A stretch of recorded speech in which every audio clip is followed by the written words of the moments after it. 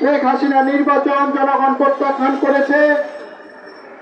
এই নির্বাচন শেখ হাসিনা নির্বাচন, এই নির্বাচন 18 কোটি মানুষের নির্বাচন নয়।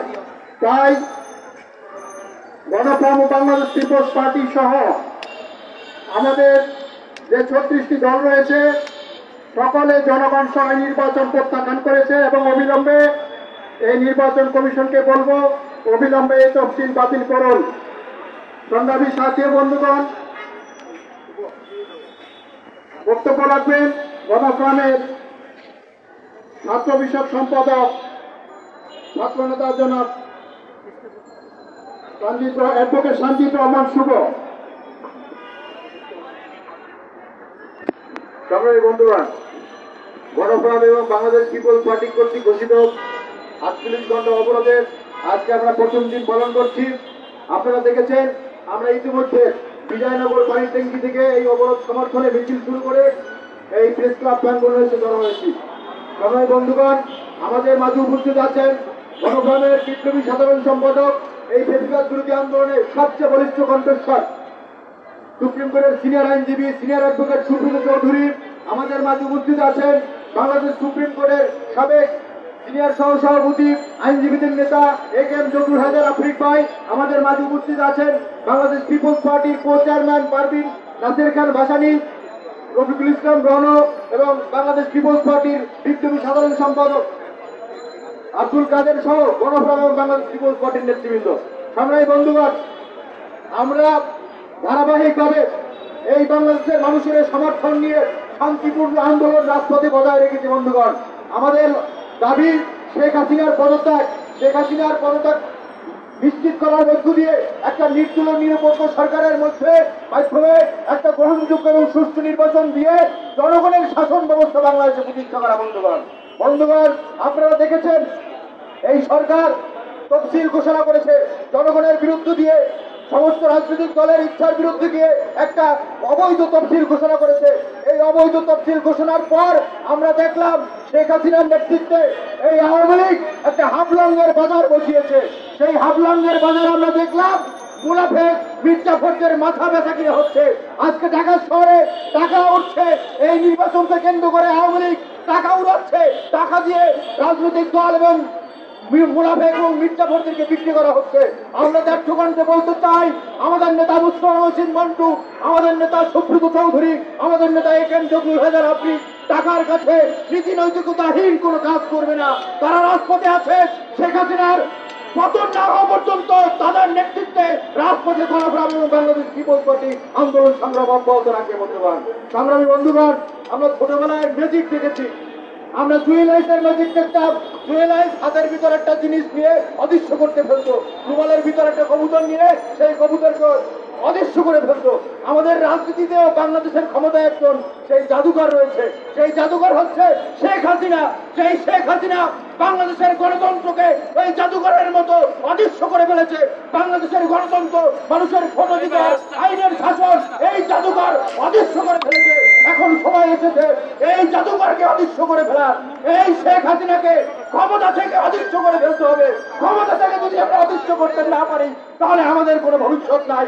এই বাংলাদেশকে বিশ্বের মানচিত্র থেকে এই শেখ হাসিনা অদৃশ্য করে ফেলবে। বন্ধুগণ, সংগ্রামী বন্ধুগণ, আমাদের ধারাবাহিক শান্তিপূর্ণ আন্দোলন অব্যাহত রয়েছে। আগামী দিনে শেখ হাসিনার পতন করে বাংলাদেশের একটি গণতান্ত্রিক শাসন ব্যবস্থা আমরা প্রতিষ্ঠা করব। সেই অঙ্গীকার রেখে যেখানেই হবে অন্যায় অবিচার সেখানেই হবে আমাদের কণ্ঠস্বর সোচ্চার, সেই আহ্বান রেখে আমার বক্তব্য শেষ করছি। সবাইকে ধন্যবাদ। ধন্যবাদ সঞ্জিত রহমান শুভকে।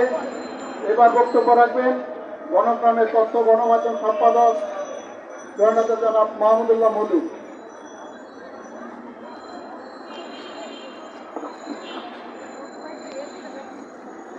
সংগ্রামী নেতৃবৃন্দ, গণফ্রন্ট বাংলাদেশ পিপলস পার্টি কর্তৃক আজকের এই গণ অবরোধ কর্মসূচি সফলের মিছিল শেষে আজকের এই সংক্ষিপ্ত সমাবেশে আমাদের মাঝে উপস্থিত আছেন স্বৈরাচারী শেখ হাসিনা ফ্যাসিস্ট সরকারের বিরুদ্ধে বলিষ্ঠ কণ্ঠস্বর, বাংলাদেশের গণতন্ত্র পুনরুদ্ধার আন্দোলনের রাজপথের অন্যতম সিপাহ সালার, আজীবন বিপ্লবী জননেতা জনাব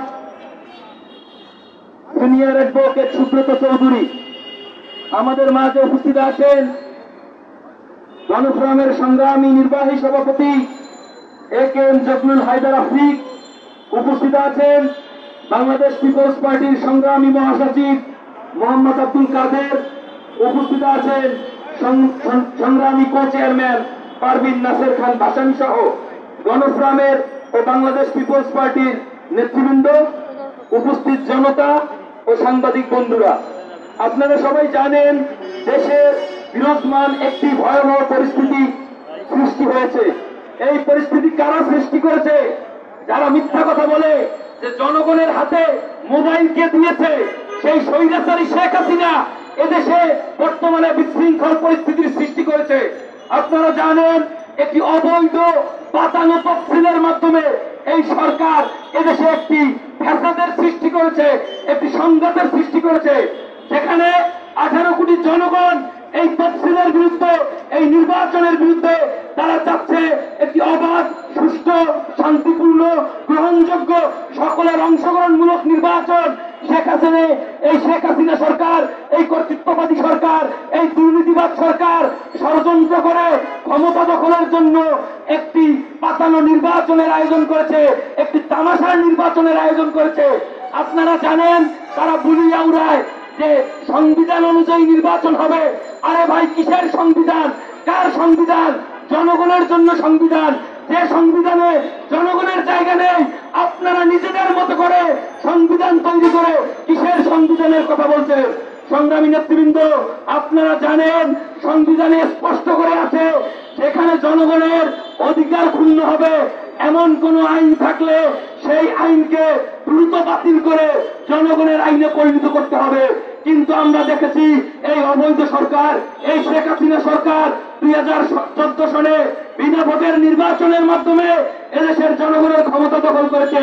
2018 সনে প্রতারণার মাধ্যমে এদেশের জনগণের ক্ষমতা দখল করে তারা আজকে জনগণের উপর জগত্তর পাথরের মতো চেপে বসে আছে।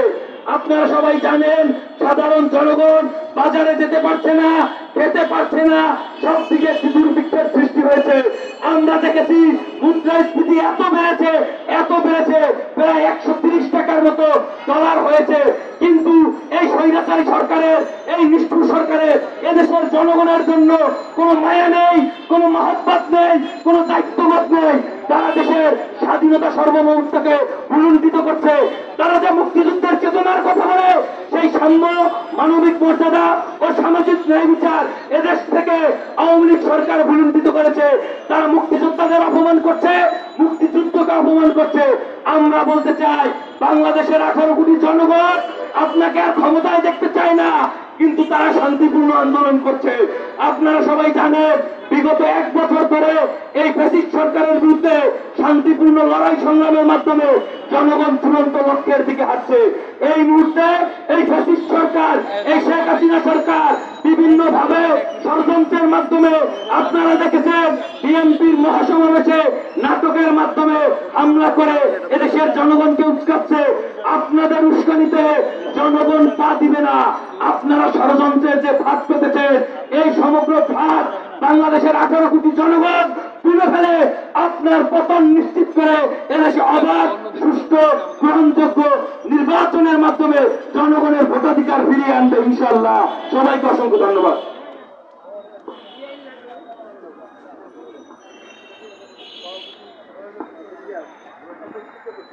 সংগ্রামী সাথী বন্ধুগণ, এখন বক্তব্য রাখবেন বাংলাদেশ পিপলস পার্টির সংগ্রামী মহাসচিব জননেতা জনাব আব্দুল কাদের। ইতিমধ্যে আমাদের মাঝে উপস্থিত হয়েছেন বাংলাদেশ হকার শ্রমিক লীগের আমাদের সাধারণ সম্পাদক মোহাম্মদ খলিল। সংগ্রামী সাথী বন্ধুগণ, এবার বক্তব্য রাখবেন বাংলাদেশ পিপলস পার্টির সংগ্রামী মহাসচিব জননেতা জনাব আব্দুল কাদের। বিসমিল্লাহির রহমানির রহিম। প্রিয় নেতৃবৃন্দ, প্রিয় সাংবাদিকবৃন্দ, আপনারা জানেন অবরোধ চলছে গত 1 বছর যাবৎ। এই অবৈধ সরকারকে বিদায় দেওয়ার জন্য জনগণ রাস্তায় নেমেছে, শান্তিপূর্ণ আন্দোলন করে যাচ্ছে। গত 28 তারিখে যে মহাসমাবেশ ছিল সেই অহিংস আন্দোলনে একটা ষড়যন্ত্র করে তারা এই আন্দোলনকে বানচাল করার চেষ্টা করল। আপনারা দেখেছেন কিভাবে আমার নিরীহ ভাইদেরকে হত্যা করেছে তারা। এই 28 তারিখের পরে বিরোধী কোনো নেতা কর্মীকে ঘরে থাকতে দেয় নাই। তারা যেন তেন ভাবে যাকে ইচ্ছা তাকে আটক করে জেলখানায় পড়ছে। জেলখানায় যদি ধারণ ক্ষমতা থেকে 60,000, আপনারা গিয়ে দেখেন সেখানে এখন 2 লক্ষ আমার ভাইয়েরা সেখানে হাজত বাস করছে। ঘর থেকে টেনে হিসেবে যদি আমার নেতা কর্মীকে না পায় তাহলে তার বাবাকে ধরছে, তার মাকে ধরছে, তার ছোট ভাইকে ধরছে। এরকম নির্লজ্জতা, এরকম আইনের শাসন আমাদের জীবনে আমরা দেখি নাই, বিশ্বের ইতিহাসে বিরল। তারা এই জনগণের শান্তিপূর্ণ আন্দোলনকে বানচাল করার জন্য হাজারো চেষ্টা করে যাচ্ছে, কিন্তু তারা বারবার ব্যর্থ হচ্ছে। আপনারা দেখেছেন জনগণ কোনো কিছুতে ভয় না পেয়ে বারংবার তারা রাস্তায় নামছে, প্রতিদিন তারা রাস্তায় নামছে। এই গত 2 মাস যাবৎ যে অবরোধ হচ্ছে, যে হরতাল হচ্ছে, এই হরতাল অবরোধকে জনগণ সফল করছে। আজকে মির্জা ফখরুল ইসলাম আলমগীর জেলে থাকতে পারে, আজকে মির্জা আব্বাস জেলে থাকতে পারে, এরকম অসংখ্য নেতা কর্মী জেলে থাকতে পারে, কিন্তু আমার জনগণ তারা তো জেলে নাই, তারা এই রাজপথে আছে, তারা সারা বাংলার রাজপথে আছে, তারা বাংলার রাজপথে থাকবে যতদিন পর্যন্ত এই আন্দোলন সফল না হবে। আজকে ওই ইব্রাহিম মার্কা নির্বাচন দিয়ে এই নির্বাচনকে আপনারা সফল করতে পারবেন না ইনশাআল্লাহ।